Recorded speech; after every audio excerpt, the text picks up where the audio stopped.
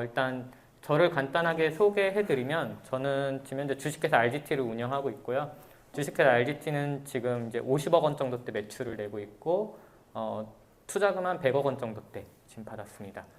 지금 한 13개 나라에 지금 수출하고 있고요. 흔하게 알고 계신 뭐 조금 더 브랜딩 된 것들은 이제 서빙 로봇이 될 것 같고, 뭐 공장에서 물류 로봇, 뭐 안내 로봇, 각종 이제 자율주행 로봇을 판매하고 있습니다. 네. 그래서 저희 쪽에 제가 이제 봤을 때 좀 시간이 짧아서 빠르게 진행하도록 하겠습니다. 저희 쪽에서 봤을 때 이제 투자를 딱 받으려고 하면은 투자자들이 일단 관심 있게 보는 것 중 딱 하나는 일단 첫 번째로는 비전과 미션입니다. 이제 비전과 미션이 무엇이냐라고 봤을 때 이게 한 회사의 이제 돛대, 등대라고 보시면 될 것 같아요. 어떤 회의를 하더라도 항상 이 비전과 미션이 항상 잣대가 되거든요. 예를 들면은 세상의 정보를 누구나 쉽게 사용하고 접근할 수 있게 한다가 구글의 이제 비전입니다. 만약에 이게 내 미션인데요. 구글의 미션인데 이 미션을 갖고 있는데 만약에 제가 구글의 CTO입니다. 아니면 소프트웨어 개발 팀장이라고 하겠습니다. 제가 근데 구글의 첫 홈페이지에 이제 얼마나 트래픽이 많겠어요. 방문객들이 엄청 많겠죠. 거기에 팝업 광고 하나를 띄우자라고 얘기를 합니다. 우리 구글의 사명은 세상의 정보를 누구나 쉽게 사용하고 이제 누구나 쉽게 접근할 수 있게 한다인데 제가 소프트웨어 개발 팀장으로서 거기에 팝업 광고를 띄우자. 그래서 엄청난 그 트래픽으로 광고비를 우리가 벌 수 있다. 구글의 매출을 극대화시킬 수 있다라고 개발 미팅을 하고 있습니다. 과연 이게 올바른 이제 방향일까요? 구글은 이 사명 때문에 첫 홈페이지에 어떠한 광고도 없고 딱 검색 서치 창만 딱 있습니다. 어떠한 광고도 넣지 않아요. 네, 누구나 쉽게 접근할 수 있게 하기 위해서입니다. 그러니까 직원들 혹은 투자자들이 우리 회사의 미션을 모른다 라고 하면은 우리 회사가 앞으로 어떻게 나아갈까를 모릅니다. 좀 더 예를 좀 더 들어보면 배달의 민족의 사명은 좋은 음식을 먹고 싶은 곳에서입니다. 그래서 좋은 음식이라는 걸 판독하기 위해서 배달의 민족은 리뷰 시스템을 만들었습니다. 그래서 이 식당이 좋은 건지 이 메뉴가 맛있는 건지를 알 수 있게끔 해놨습니다. 그리고 두 번째로는 먹고 싶은 곳에서 라고 하기 위해서 위치 기반 시스템으로 언제 어디서든 먹을 수 있게 해놨습니다. 이처럼 회사는 대표님들의 사명이 다 있습니다. 내가 이 회사를 왜 만들었지?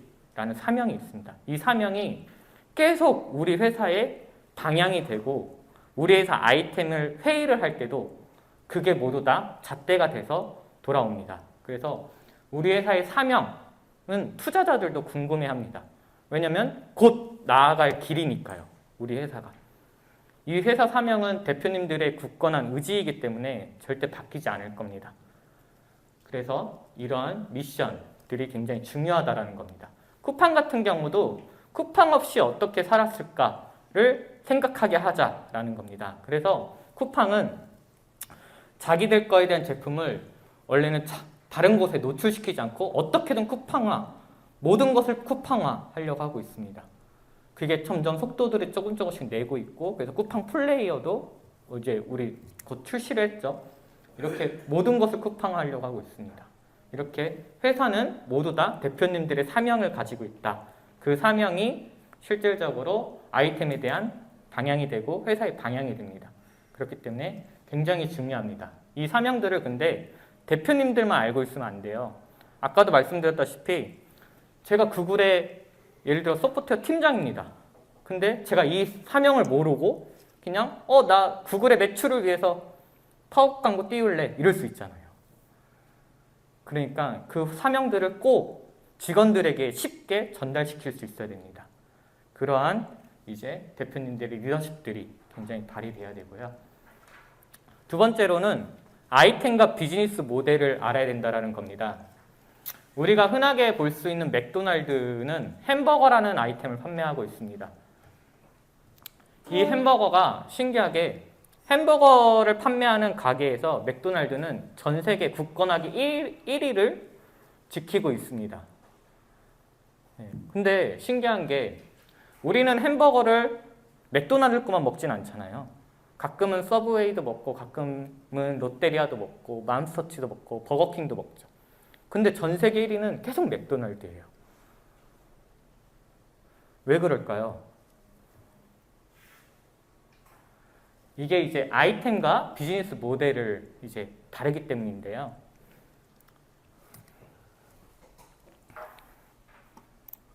영상에서 한번 보도록 하겠습니다.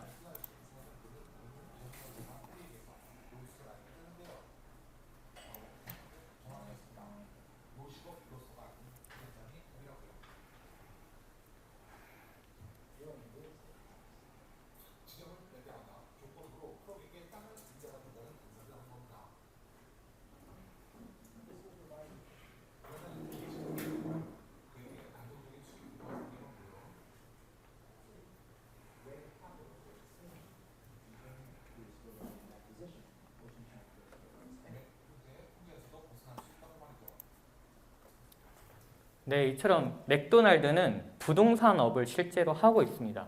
그래서 법인 등기부 등본에는 부동산업이 들어가져 있습니다. 거기에 땅을 매매하고 거기에 이제 건물을 올려서 땅값을 올리고 거기에 지점을 내는 거고 그 나중에 그걸 팔아서 자산화를 시키죠. 실제 그래서 부동산업이 포함되어 있습니다. 그래서 햄버거라는 아이템을 팔지만 실제 전 세계에 햄버거를 판매하는 회사 중에는 맥도날드가 계속 1위를 굳건하게 지키고 있는 겁니다. 그러면 두 번째로도 예시가 있는데요. 편의점. 편의점의 이제 아이템은 여러 아이템들을 팔아서 유통마진을 남기는 거예요. 근데 참 신기한 게 편의점들은 항상 보통 어디에 위치해 있을까요? 1층일까요? 2층일까요? 3층일까요? 보통 1층에 위치되어져 있어요. 그런 1층에 위치되어져 있는데 월세들이 비싸겠죠. 2층, 3층보다는. 근데도 월세를 지원해 줄 테니 제발 우리 편의점 좀 운영해 주세요. 점장들을 따로 또 구하기도 합니다. 근데 이 유통마진만으로 목 좋은 곳에서 수익을 낼 수 있을까요? 굳이 왜 본사는 왜 어떻게든 이 점포들을 늘리고 싶어 할까요? 이런 지원 정책들이 굉장히 많이 있는데요. 월세도 지원해주고 너 월세만 지원받기 싫어? 그럼 월급도 지원해줄게 라는 경우도 있고요. 이러면서 계속 점포들을 늘리고 있습니다. 정답은 이거를 좀 자세하게 보면 있는데요. 편의점은 실질적으로 광고업을 하고 있습니다. 여러분들이 생각하시는 그 광고업이 아니라 실제로 편의점에는 황금 라인이 있습니다. 이제 황금 라인이 무엇이냐면 꼭 고객들이 가는 동선 그리고 꼭 고객들이 잘 보이는 높이 그 높이와 동선단에 그 한 줄을 채우는데 일주일에 그 과자 라인을 채우는데 약 10억 정도대가 들어갑니다. 그럼 왜 이런 수익 구조가 나올까요? 예를 들어서 제가 과자 제조업을 한다고 합시다. 오리온이나 혜태 뭐 이런 데들이 있어요. 신규 아이템들이 나왔어요. 그러면은 대표님들이시니까 아시겠지만 대량 생산해서 한 번에 팍 퍼포먼스 내고 싶어요? 아니면 조금 소량 생산해서 테스트해보면서 이게 괜찮으면 대량 생산을 하고 싶은가요? 보통 후자단이죠. 테스트해보고 좋으면 대량 생산하고 싶어요. 근데 제가 혜태예요. 그래서 A라는 제품을 만들었어요. 근데 이 A라는 제품을 대량 생산하진 않았어요. 한 10만 개 생산했다고 합시다. 홈플러스나 이제 뭐 이마트 이런 데를 갔어요. 그런 데들은 10만 개로는 받아주질 않아요. 왜냐면 거기의 수익 구조는 박리담의 형식이거든요. 대량으로 싸게 많이 사서 대량으로 판매해서 수익을 내는 구조입니다. 그러다 보니까 받질 않습니다. 일단. 그럼 내가 대량 생산을 해야 되는데 그러기엔 리스크가 너무 있는 거예요. 그래서 편의점에 갖다 놔요. 근데 참 재밌는 게 편의점은 포지션 마케팅이 됩니다. 예를 들면 제가 대학생들한테 인기 있는 음식을 만들었어요. 그러면 CU라는 편의점한테 야, 대학가 편의점한테만 내 아이템을 황금 라인에 위치시켜줘 라고 할 수 있어요.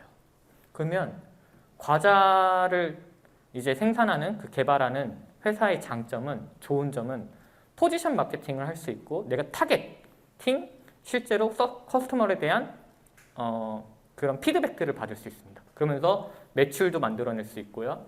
노출도 시킬 수 있어요. 네.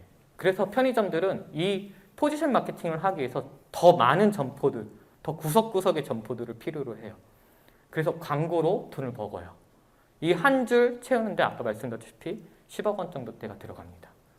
그러다 보니까 실제 편의점도 유통업도 당연히 법인 등기부등본에 있지만 광고업이 법인 등기부등본에 있고 실제 광고 수익이 훨씬 더 큽니다. 그러면 세 번째로 예시로 들어보면 오픈마켓. 그럼 오픈마켓의 실질적인 비즈니스 모델은 무엇일까요? 오픈마켓이라면 잘 모르실 수 있기 때문에 네이버 스마트 스토어나 11번가, G마켓, 옥션 이런 것들이 보통 오픈마켓이라고 합니다.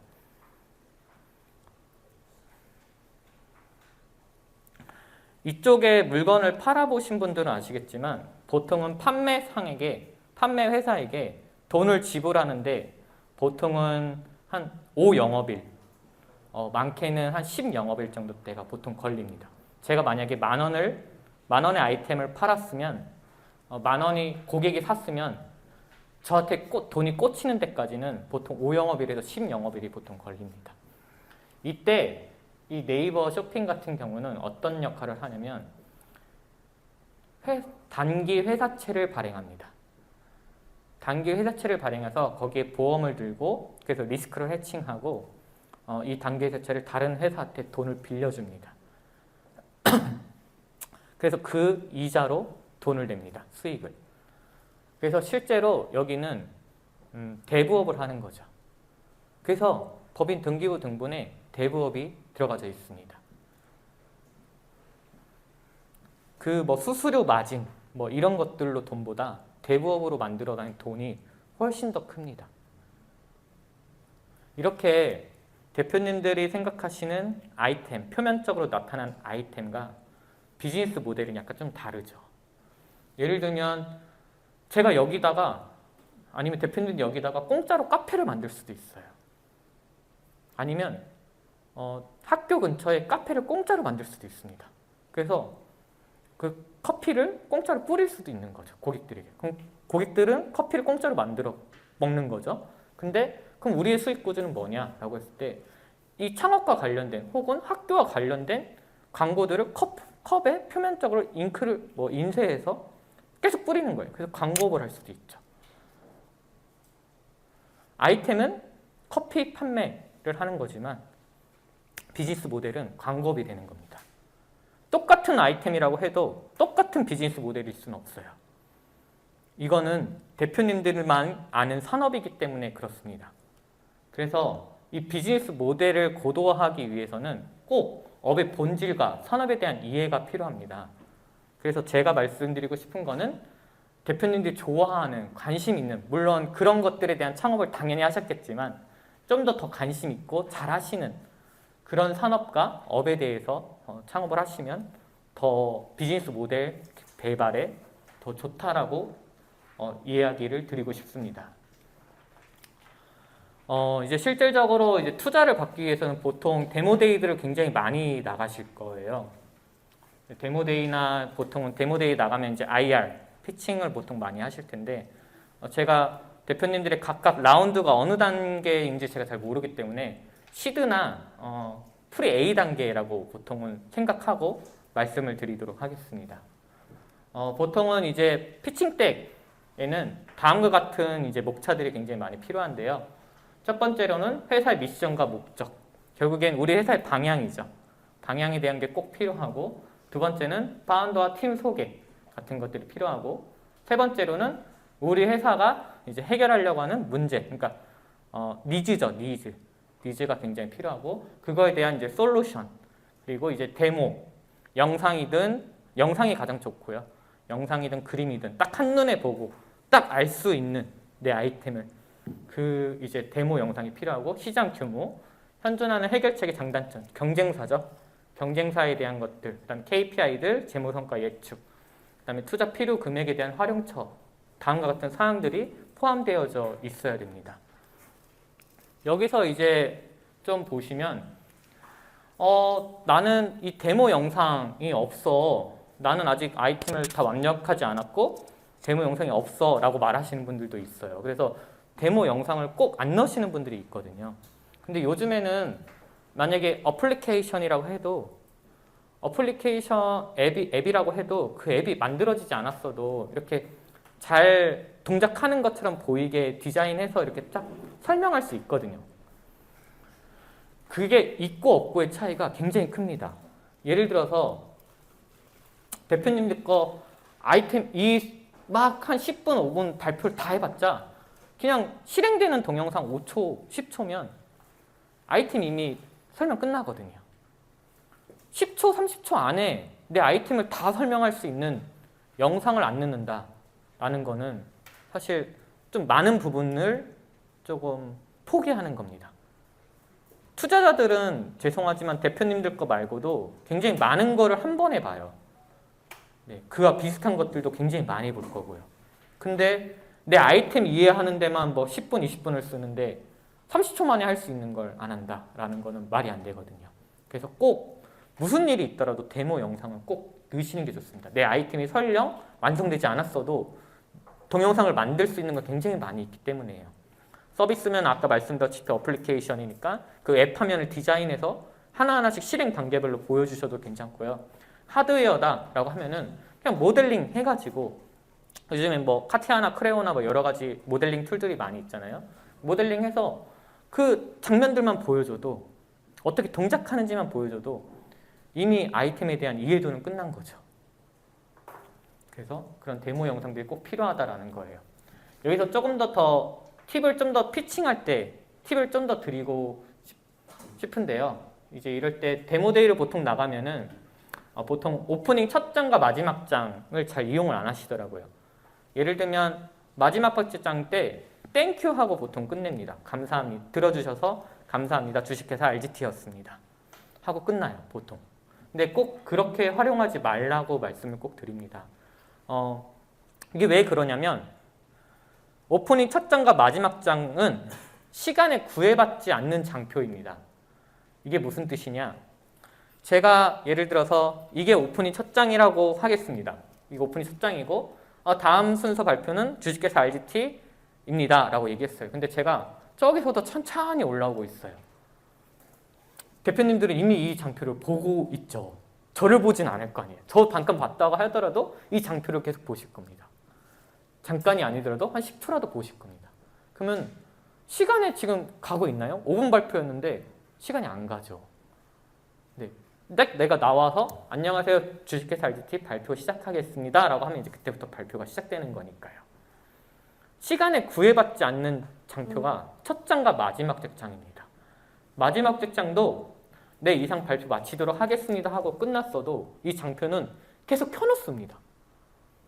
이런 좋은 시간에 구애받지 않는 장표를 활용하지 않아요. 그냥 감사합니다 끝내요. 그냥 내 제목 하나 끝내요.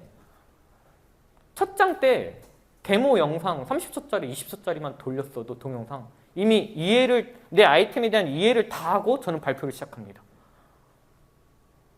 굉장히 좋거든요. 그런 게. 내 아이템에 대한 이해를 이미 다 시작하고 발표를 시작하는 거. 니즈와 솔루션과 경쟁사를 발표하는 거. 시장 사이즈를 발표하는 거.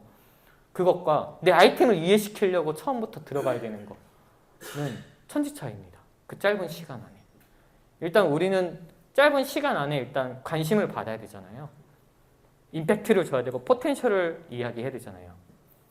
그렇기 때문에 그 짧은 시간 안에 뭔가를 주려면 꼭 오프닝 첫 장과 마지막 뒷장 시간의 구애를 받지 않는 장표를 꼭 잘 활용하셔라입니다. 두 번째는 동영상이 있으면 적극 활용하자. 아까 말씀드렸던 데모 영상입니다. 근데 이게 좀 욕심이 가해서 막 1분짜리 넣고 막 이러시는 분들도 있어요. 내 아이템은 아, 30초로 설명을 다 못할 것 같은데, 아, 10초로 설명을 다 못할 것 같은데, 이런 분들이 있더라고요. 저 또한 그랬습니다. 그래가지고, 근데 동영상이라는 게 내가 발표하는 게 아니잖아요. 내 억양이 아니잖아요. 악센트가 예를 들어 사람은 그래도 집중력을 호소할 수 있게끔 할 수 있어요. 강약 조절도 할 수 있고요. 근데 동영상은 너무 루즈해요. 그래서 30초가 넘어가잖아요. 이미 동영상에 관심이 없어요. 집중도가 떨어집니다. 대표님들은 빨리 이 투자자분들에게 아니면 심사위원들에게 빨리 내 아이템을 설명하고 이 임팩트 있어요, 매력이 있어요 라고 해야 되는데 그게 집중이 안 되는 거예요. 그래서 꼭 가장 좋은 건 10초입니다. 하지만 10초 안에 못 만든다라는 분들이 있어요. 저 또한 그랬고 그래서 저는 딱 30초까지는 딱 괜찮더라고요. 네, 그래서 근데 30초가 길어지면 집중력이 떨어지니까 꼭 30초, 진짜 길어도 30초다. 가장 좋은 건 10초다 라고 알고 계시면 좋을 것 같아요. 세 번째로는 어펜디스를 최대한 활용하자입니다. 이게 무슨 뜻이냐? 어펜디스는 이제 참고 이제 할 수 있는 그런 거잖아요. 그 장표를 이제 활용하자인데 이게 무슨 뜻이냐 하면 대표님들이 여러 발표들을 많이 가시고 이제 발표 평가들도 많이 하고 IR 피칭들도 많이 하잖아요. 근데 여기서 심사위원분들이나 투자자분들이 보통 질문들이 하는 시간들이 보통 있다 보니까 없을 수도 있지만 있다고 했을 때 내가 A를 물어봤어요. 근데 제가 걷다 대고서 A에 대한 지금 답변을 막 능수능란하게 하고 있습니다.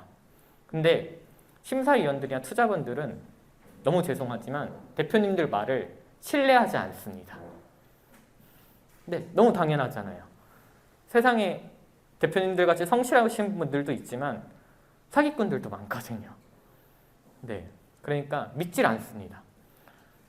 그리고 네가 임기응변으로 지금 이 상황을 그냥 넘긴 거 아니야? 라고도 생각합니다. 근데 제가 만약에 이 어펜디스 장표를 보여주면서 저는 투자자 심사위원님 아니면 투자자님 그런 생각 저도 했었습니다. 저의 생각은 이러이러합니다. 물론 그 생각이 틀렸을 수도 있죠. 하지만 저의 생각은 이러이러합니다. 그러니까 나도 너와 똑같은 고민을 했어 라고 이 장표를 보여주면서 얘기를 하는 거예요. 이 장표는 이미 제가 준비한 자료죠. 그렇기 때문에 바꿀 수 없습니다. 그러니까 증빙이 되는 거예요. 한 번 더 신뢰를 줄 수 있다라는 겁니다. 내가 임기응변으로 지금 말을 하는 게 아니라 내가 지금 생각난 대로 말을 하는 게 아니라 나도 그 고민을 실제로 해봤고 나는 이렇게 생각합니다 라고 보여주는 거예요. 증빙하는 겁니다. 그런 증빙 없이 내 그냥 말만 믿어달라고 말을 하는 것과 내 증빙 자료를 제출하고 믿어달라고 하는 것은 다릅니다. 그렇기 때문에 어펜디스를 최대한 활용하시면 좋습니다. 그리고 네 번째로는 나 5분 발표 보통 10분 발표가 이러잖아요. 5분 안에 내 아이템 어떻게 다 설명해. 야, 아이템 딱 말해주면 시장 사이즈 말하려고 하니까 끝나는데 우리 맨파워도 보여주고 싶은데 우리 장점도 많은데 내가 왜 이 생각을 했는지도 말해주고 싶은데 이러거든요. 너무 짧아요. 근데 짧다 보니까 말을 빠르게 하려고 합니다. 네, 엄청 빠르게 하려고 하는 거예요. 근데 심사위원분들은 피칭이든 그러니까 IR 데이든 데모 데이든 아니면은 어떤가의 이제 발표 평가든 과제 발표 평가든 뭐든 우리 거만 하진 않거든요. 굉장히 많은 것들을 한 번에 다 해요. 그러니까 지쳐 있어요, 이미. 그리고 집중력이 흐트러져 있습니다. 근데 제가 그 사이에 말을 막 빠르게 하면요. 예를 들어 이런 거예요. 우리 드라마가 있죠. 드라마가 있는데 제가 1편을 딱 얘기하고 있어요. 근데 눈 감고 딱 왔는데 눈 잠깐 감았다가 딱 떴는데 10화가 하고 있네요. 이거 보고 싶어요? 아니면 그냥 눈 감고 그냥 더 잘래요? 네, 똑같아요. 심사위원분들도. 내가 잠깐 딱 눈 감고 살짝 딴 생각하고 왔는데 보니까 얘가 이미 이상한 말 막 하고 있어. 저는 이해가 안 돼. 그러니까 그냥 뭐 좋은 건가? 하고 넘어가는 거예요. 질문도 안 해요. 그냥 넘어가는 겁니다. 세상에서 가장 안 좋은 발표가 뭐냐면 내 아이템, 내가 하고 싶은 말을 하나도 못 전한 게 가장 안 좋은 발표입니다. 차라리 대표님 피칭 잘 들었습니다. 근데 그 아이템은 자기가 봤을 때 굉장히 안 좋습니다. 이러이러한 점이 안 좋아요. 라고 말을 하는 게 더 좋은 피칭입니다. 왜냐면 대표님들 이거 뭐 피칭 실패했다고 사업 포기할 거 아니잖아요. 대표님들 확신이 있어서 이 사업을 하신 거고, 그러면은 그거에 대한 질문을 받았으면 난 이렇게 생각하는데 이런 것들이 있지 않나? 뭐 반박 자료를 만들 수도 있고요. 아니면 그런 자료들을 또 조사해 볼 수도 있고요.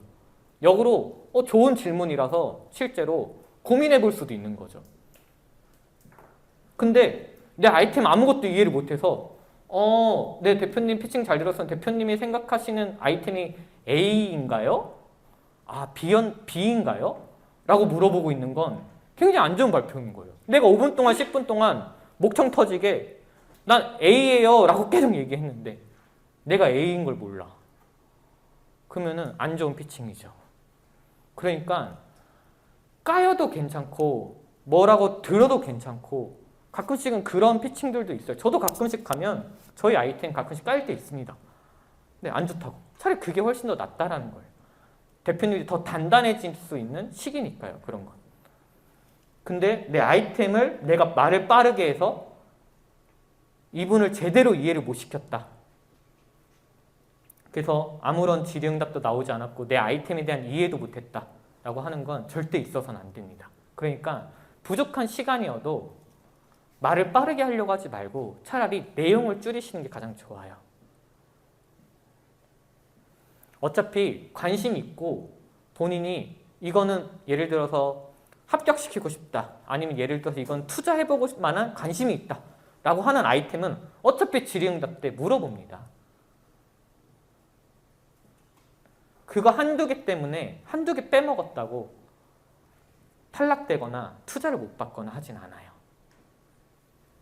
그러니까 말을 빠르게 하려고 하지 말고 스토리와 핵심만 콕콕 넣으셔라 라고 얘기를 드리고 싶고, 다섯 번째로는 질의응답에서는 꼭 답변 전에 한 번 더 질문자의 의도를 파악하라 라고 말씀을 드리고 싶어요.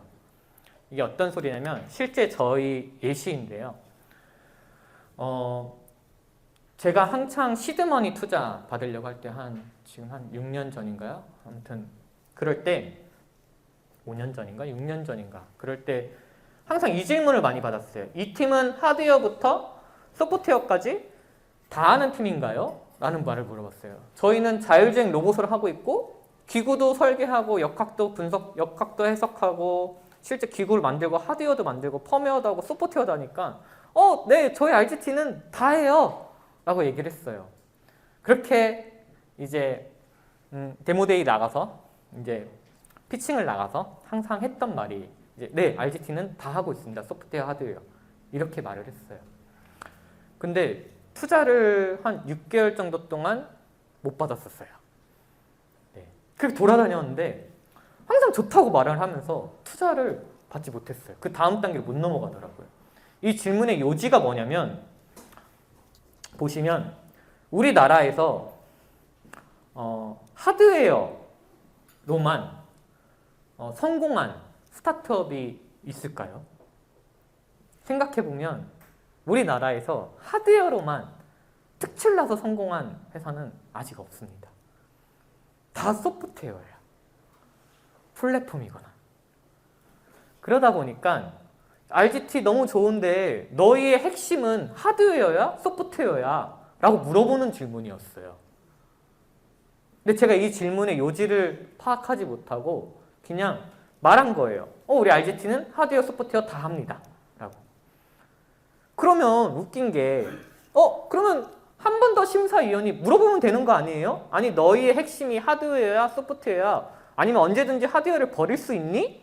물어보면 되는 거잖아요. 근데 아무도 물어보지 않습니다. 왜냐하면 심사위원도 다 혼자 있는 게 아니잖아요. 여러 명이 있죠. 그리고 질의응답 시간도 정해져 있습니다. 근데 내가 심사위원인데 나 혼자 여러 명이 있는데 나 혼자 내가 질문을 계속하고 있다 생각해봐요. 그 심사위원도 부담이에요. 왜냐면 내가 질문한 건 10초, 20초지만 답변이 1분이 될지 2분이 될지 3분이 될지 모르거든요.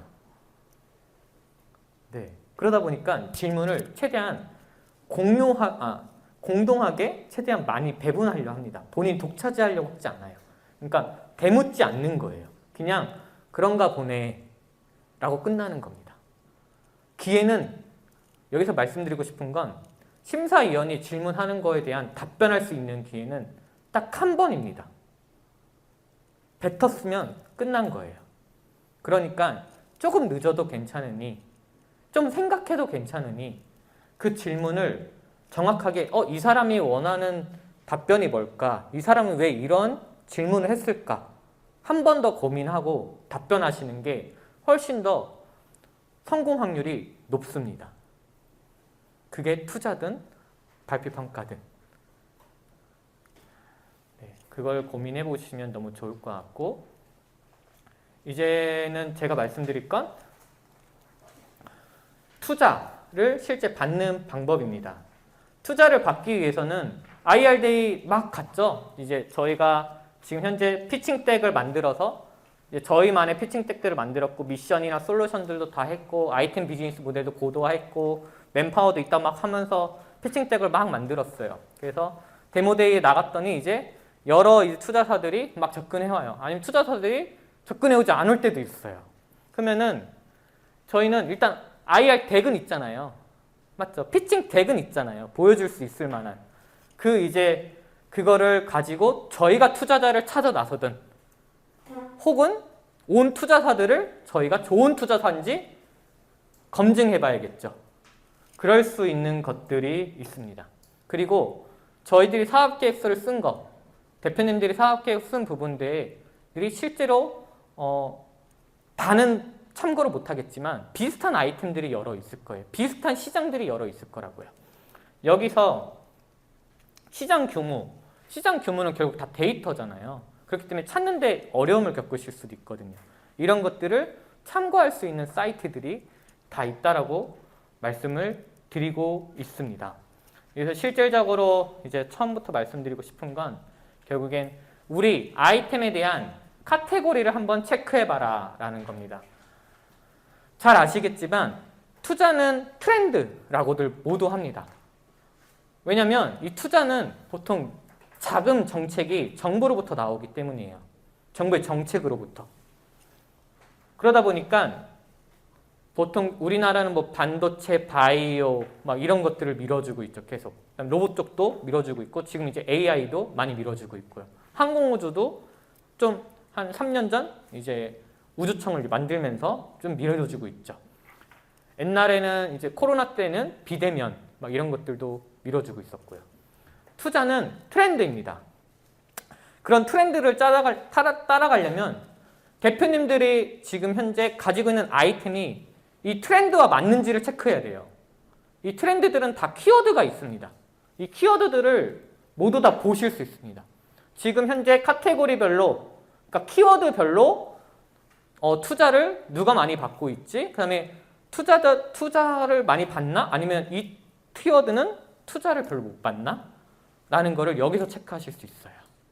그래서 체크해 보시고 내가 지금 진행하고 있는 아이템이 여기에 키워드에 없다 라고 하면 조금 키워드를 좀 잘 맞추시면 좋을 것 같아요.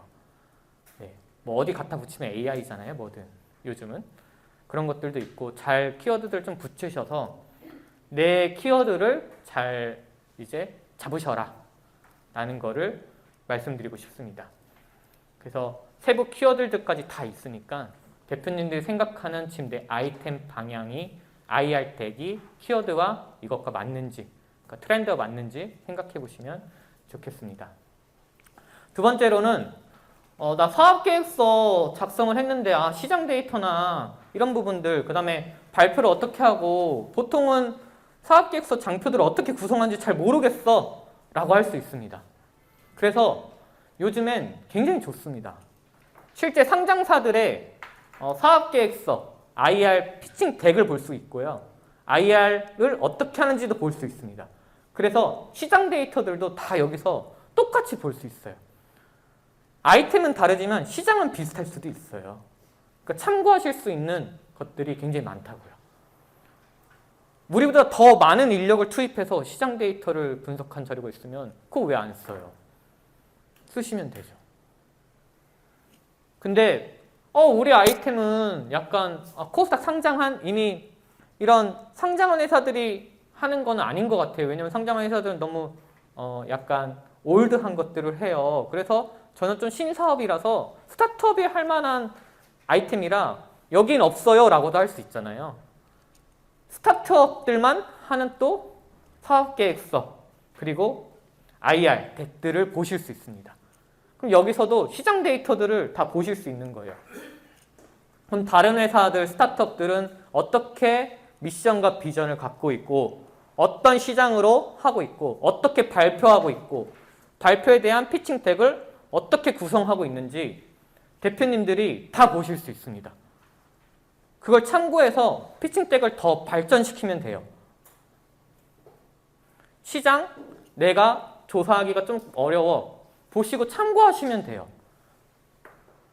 단지 내 경쟁사들 거를 좀 알아야겠죠. 내 아니면 주변 관계사들을 알아야겠죠. 그 정도는 대표님들이 해야죠. 그래서 이 피칭 덱들이나 IR 덱, 사업계획서들을 보실 수 있으니까 그런 것들도 참고해서 내 사업계획서, 내 피칭 덱을 더 이제 고도화 하시면 됩니다. 이렇게 해서 제가 피칭 덱 이제 데모데이 나가서 이제 관심 좀 받고 있어요. 이제 예를 들어서 막 투자사들이 저한테 접근해 와요. 그럼 그 투자사들이 진짜로 맞는지 혹은 나 이렇게까지 했는데 투자사들이 나한테 접근을 안 해와요. 그럴 수도 있죠. 그러면 내가 투자사를 찾아 나서기도 해야겠죠.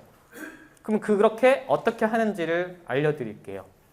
더 VC라는 곳이 있어요. 여기서는 실제로 내 경쟁사를 검색하던가 아니면 관련된 회사를 검색하던가 투자회사를 검색하면 모든 게 나옵니다. 예를 들어서 투자회사를 검색합시다. A라는 투자회사를 검색하면 그 A라는 투자회사가 1년부터 3년 차를 좋아하는지 3년부터 7년 차를 좋아하는지 7년 차 이후를 투자를 많이 하는지 그러니까 그 선호도가 다 있습니다. 왜냐하면 엑셀러레이터, 그다음 VC, PE단이 보통 다 있으니까 보통 사모펀드 단은 요즘 많이 내려와서 이제 3년 차부터 7년 차 이상들을 많이 하겠지만 보통 이제 A씨들은 보통 이제 1년, 3년 차들을 보통 많이 하잖아요. 그러니까 각각 선호하는 이제 그 연도가 다 있어요. 그리고 선호하는 카테고리가 있습니다. 나는 로봇 쪽을 많이 투자하는 투자사야. 이런 것들도 있고요. 나는 바이오 쪽을 선호하는 투자사야. 라는 것들도 있고요. 그 레퍼런스들을 다 보실 수 있다는 거예요. 그럼 나한테 진짜 투자할 만한 회사인가? 라는 걸 아실 수 있죠. 정말 이 사람이 예를 들어 제가 바이오면 바이오에 많이 투자를 했나? 많이 투자했네? 그럼 바이오에 관심이 있나 보다 진짜로. 그럼 저한테 접근한 게 진짜일 수 있겠구나 라고 생각해 볼 수 있겠죠. 아니면 제가 경쟁사나 예를 들어서 관련된 회사들을 검색해요. 그럼 거기서 그 관계사들이 몇 년도 때 어디에서 투자를 받았는지 아실 수 있어요. 그러니까 이런 투자사들, 이런 그 투자사를 검색해보고 이런 유형의 데이터를 가지고 있는 투자사들을 또 대표님들이 보실 수 있는 거죠. 서칭. 그럼 그 투자사들을 우리가 알 수 있습니다.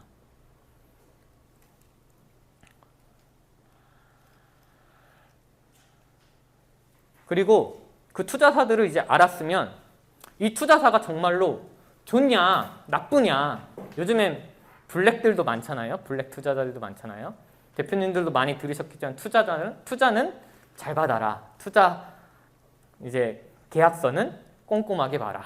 뭐 이런 말들도 많이 하죠. 그래서 이 투자자들의 평판을 또 보실 수 있습니다. 누구머니라는 사이트인데 여기 들어가면 실질적으로 이제 투자사들에 대한 이제 각각 평판들을 보실 수 있어요. 물론 이게 완벽하게 다 100% 맞진 않아요. 하지만 거의 제가 봤을 땐 방향성은 맞더라고요. 저는 시드머니를 시엔트테크 전하성 대표님한테 받았는데요. 전하성 대표님의 피드백을 보면, 시엔트테크의 피드백을 보면 굉장히 빠릅니다. 그 피드백들을 보면 빠르다, 뭔가 신속하다, 막 이런 단어들이 막 나와요.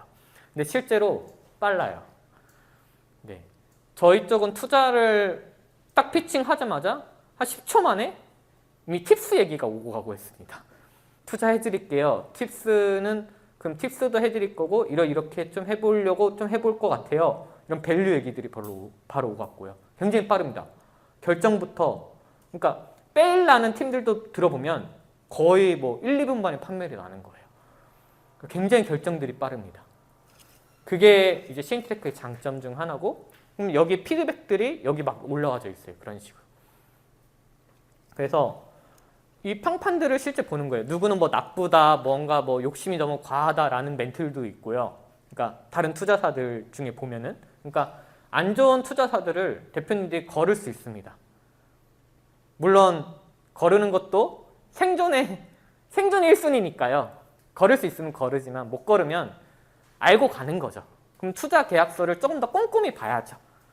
네, 그러니까 이런 것들로 평판을 보셔라 라는 겁니다. 실제 그리고 이제 우리가 이제 좋은 투자사인 거 평판 좋다, 아니면 평타야, 평균화 됐어, 그러면 이제 투자 한번 받아볼까? 라고 이제 생각하잖아요. 그럼 이제 실제 그 투자사가 돈을 갖고 있나? 라고 알아야죠. 맞죠? 우리 카테고리들도 맞고 연도도 맞아. 그다음 좋은 투자사인 거 알았어. 근데 돈을 안 갖고 있을 수도 있잖아요. 그래서 각각에 대한 돈이 갖고 있는지를 또 검색해 보실 수 있어요. 이건 이제 조합을 이제 검색해 보실 수 있는 사이트인데요. 우리나라는 보통 다 투자를 하기 위해서 보통 조합 구성을 보통 다 합니다. 그래서 그 조합이 특성이 있어요. 아까 말씀드렸던 이제 카테고리가 있습니다. 예를 들면 청년 창업자를 위한 조합도 있고요. 아니면 지방, 뭐 대전, 뭐 아니면 광주, 뭐 이런 지역 펀드들 조합들도 있고요.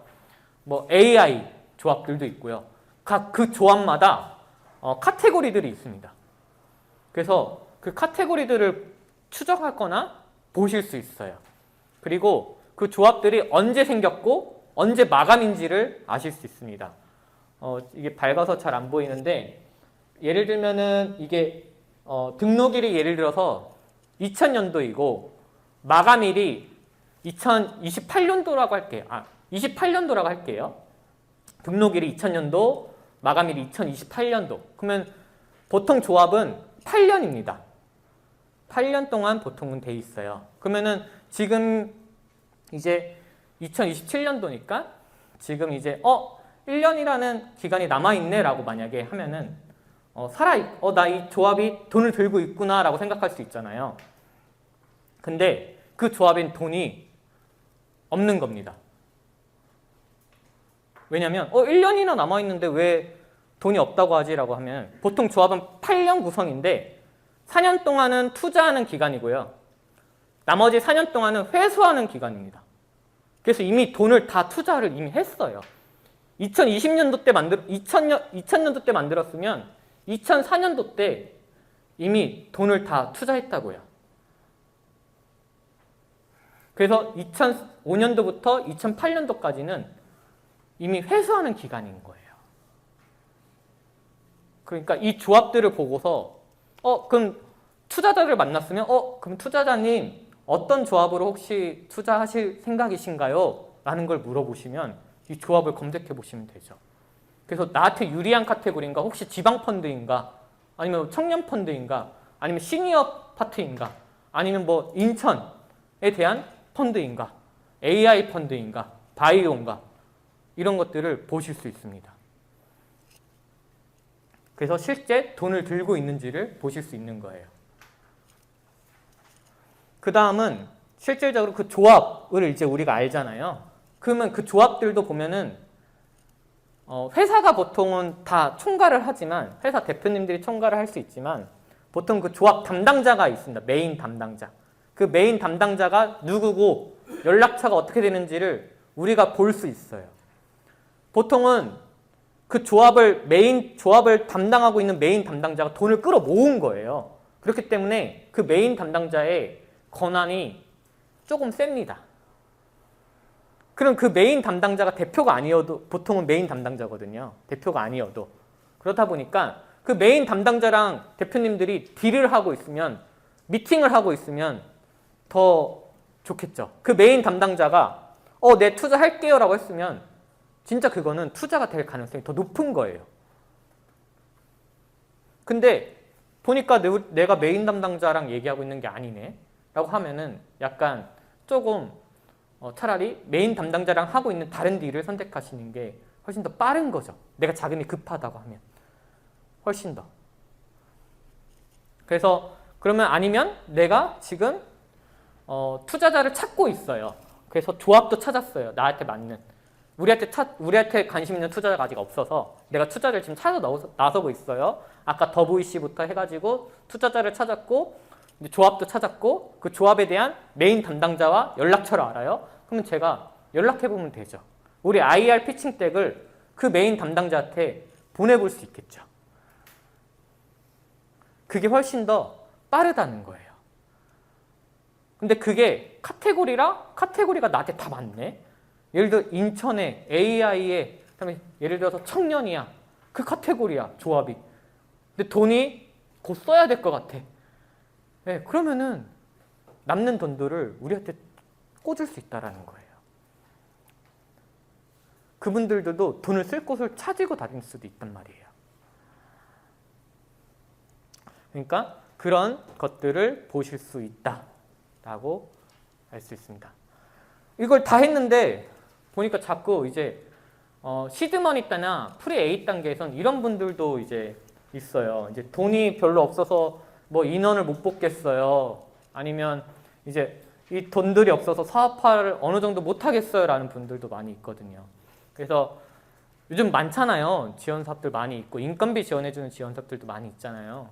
그래서 여러 인건비 지원하는 것과 창업비용 지원해주는 것들도 많이 있으니까 꼭 해보시면 좋을 것 같고, 융자 같은 경우에는 기보, 신보, 그 다음에 스타트업 신용보증, 그 다음 중진공 보통 있는데 가장 좋은 건 중진공입니다. 가장 좋은 건 중진공이고요. 왜냐하면 가장 이자가 싸요. 자체 자금이다 보니까 가장 이자가 쌉니다. 하지만 처음에 큰 자금이 나오진 않아요. 보통 청년일 경우에는 청년 전용 자금으로 2억 원 정도를 할 수 있고요. 청청사라고 하는 경우에 청년창업사관학교나 지금의 이제 성공창업 패키지를 했을 경우에 청년창업사관학교의 졸업생이거나 입학생일 경우에는 청년창업사관학교가 별도의 이제 그 자금이 있습니다. 그것도 똑같이 근데 한도는 2억이나 1억이에요. 그렇기 때문에 크지 않습니다. 하지만 초기 때 1, 2억은 굉장히 크거든요. 그러니까 꼭 한번 이용해 보시면 좋을 것 같고, 기보나 그 다음은 중진공을 갔어요. 그러면 이제 기보나 신보를 가지 말고 꼭 스타트업 신용보증기금을 가셔야 돼요. 여기도 신용보증기금 아니에요 라고 하실 수 있는데 전혀 다른 곳입니다. 스타트업 신용보증기금과 신용보증기금은 다릅니다. 지금 대표님들이 신용보증을 가시면 기술보증기랑 똑같이 1억이나 2억이에요. 네. 근데 스타트업 신용보증기금을 가서 네스트 4.0을 좀 하고 싶어요 라고 하면은 5억 원 정도 대에서 많게는 10억 원 정도 대까지 받으실 수 있습니다. 그러니까 꼭 스타트업 신용보증기금을 가셔야 됩니다. 하지만 스타트업 신용보증기금은 이 전국에 한 7개인가 8개밖에 없어요. 그러다 보니까 예를 들어서 그 다음에 그러니까 그걸 알고 계시면 좋을 것 같고, 그 다음에 지역에 상관이 없습니다. 말씀드리고 싶은 건 서울에 가요. 서울에 좀 사람들이 많이 가겠죠. 그러니까 자금이 다 떨어졌을 확률이 훨씬 더 높습니다. 예를 들어서 광주나 대구나 막 부산 좀 밑에 지방을 가요. 아니면 강원도를 가요. 네, 요즘 날씨 좋으니까 강원도 가서 잠깐 들리면 되잖아요. 그러니까 그런 데를 가면 조금 더 상담받는 인원들이 별로 적겠죠. 조금 더 자금 나올 확률이 더 높습니다. 그런 건 알고 계시면 좋을 것 같고, 어쨌든 두 번째는 스타트업 신용보증기금을 가시면 좋다라고 말씀을 드리고 싶습니다. 이렇게 해서 나는 이제 IR도 다 쓸 줄 알고 자금도 어느 정도 모았어요. 근데 자금이 있는데 내 인프라가, 그러니까 나는 뭐 기술쟁이라서, 나는 공대라서, 나는 뭐 사업계획서나 뭐 디자인이나 뭐 이런 애들을 못 뽑겠어요. 내 주변에 없어요. 아니면 나는 공대생이 아니라서 내 주변에 공대생들이 없어요. 인력을 어떻게 끌어오죠? 라고 할 수 있어요. 요즘에는 좋은 서칭 펌이 굉장히 많이 있습니다. 여러분들이 흔하게 알고 계신, 대표님이 흔하게 알고 계신 사람이나 잡코리아 같은 것들도 있고요. 링크드인, 더팀스, 원티드 같은 것들도 있는데, 실제 저희들은 돈을 내고 사용하고 있지만 지금은, 저도 옛날에는 돈을 내고 사용하지 않았습니다. 모바일 버전으로 들어가면 이렇게 서칭할 수가 있어요. 공짜로. 그럼 여기서 예를 들면, 근데 대표님들 노력이 좀 필요합니다. 예를 들면 이 서칭하는데 이렇게 쭉 나오는데, 예를 들어서 키워드를 예를 들어 검색하고, 예를 들어서 뭐 내가 지금 리모컨, 레이저 포인트, 뭐 레이저 포인트기에 뭐 기구 설계를 담당하는 애를 뽑고 싶다 하고 있어요. 그러면은 기구 설계라고 치고 검색해보면 기구 설계를 하는 애들이 나와요. 그럼 거기서 좀 이제 논문들, 근데 여기서 연락처가 나오진 않습니다. 그러니까 근데 여기에 들어가서 이분을 딱 들어가면 이분이 어떤 논문을 썼는지가 나와요. 그 논문을 서칭하는 또 사이트가 있잖아요. DBP나 구글 스칼라나 뭐 여러 가지가 있죠. 거기를 또 논문을 검색해서 들어가잖아요. 그럼 거기에 이메일이 있어요. 이분의 이메일한테 대표님들이 메일을 보내는 거예요. 우리 이런 아이템 하고 있는데 내가 너를 채용하고 싶다. 우리 한번 티타임 한번 가져볼래요? 라고 하면 이분 입장에서도 내가 이미 했던 거네? 아니면 나를 좀 그래도 알아주네? 라고 할 수 있죠. 미팅을 안 하진 않아요. 그러니까 그렇게 하면은 저희는 이런 서치풍에 돈 낼 필요 없이요. 초반에는 공짜로 할 수 있어요. 다만 대표님들 시간이 들어가죠. 그건 어쩔 수 없어요. 돈을 안 내잖아요. 그래서 이런 것들이 있으니까 이렇게 조금 활용해서, 그럼 나는 맨파워도 뽑았고 돈도 어느 정도 대출을 받았지만 돈도 어느 정도 했고, 아니면 돈을 대출이 아니라 지원 사업으로 세이빙 했고, 그래서 나는 이제 실질적으로 투자자들도 찾았고 해서 이제 시드머니부터 해서 천천히 올라가시면 됩니다. 네, 오늘 시간이 좀 짧아서 제가 좀 빠르게 했는데요. 결국엔 제가 오늘 알려드린 거는 어떻게 피칭덱을 구성해야 되고, 그 피칭덱을 구성하기 위해서 우리 리더십, 아이템과 비즈니스 모델이 굉장히 중요하다. 그리고 비전과 미션이 굉장히 중요하다. 그리고 데모데이 때, 아니면 데모데이 때 우리가 피칭덱은 이런 구성들이 필요하다. 그리고 그 피칭덱을 가지고 데모데이를 가서 어떻게 발표를 하면 좋다. 혹은 발표 심사 때 어떻게 발표를 하면 좋다라는 것들을 알려드렸고, 그때 나를 좋아하는 투자사들이 있으면 어떻게 좀 그 투자사가 좋은지 아닌지를 보실 수 있고, 내가 직접 제안할 수 있다라는 것들을 말씀드렸고, 내가 투자사가 지정을 받지 못했어도 내가 직접 찾아다닐 수 있다라고 말씀드렸습니다. 그리고 자금을 세이빙하는 방법과 자금을 받는 방법, 그리고 내가 인력들을 구성을 직접 내가 찾아서 제안해보는 방법, 그래서 인력을 구성하는 방법들을 오늘 말씀드렸습니다. 가볍게.